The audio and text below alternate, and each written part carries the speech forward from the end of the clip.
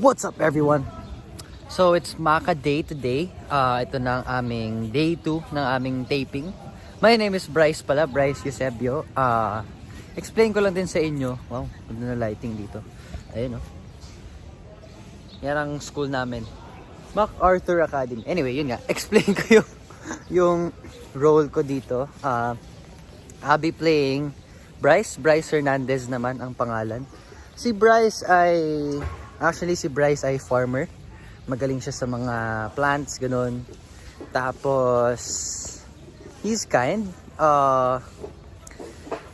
Hindi naman siya masyadong masama. Hindi naman siya bully. Pero, the thing about my character, isa sa mga pinaka gusto ko dito, nung nakausap ko si Direk, yun nga, si Bryce ay marami siyang pagkukulang sa personality niya.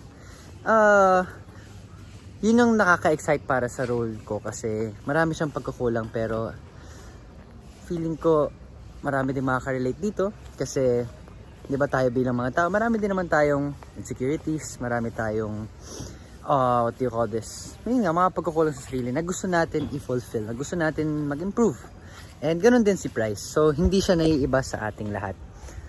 And very excited ako to play that kind of role. Kung na-excited akong makita yung journey ni Bryce Hernandez, kung paano niya may improve ang sarili niya at magiging, matanggap din. Feeling ko baka it's a matter of acceptance lang din talaga. Yung mga ganun.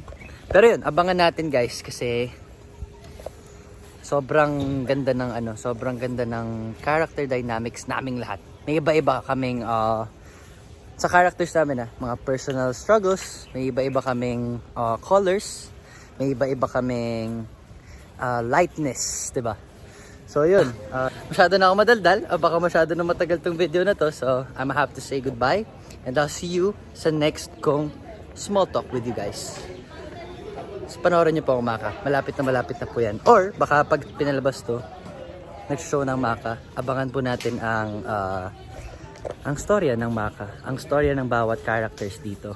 Marami pang mga plot twists yan. So, yun guys. Peace. I'll say goodbye now. Thank you.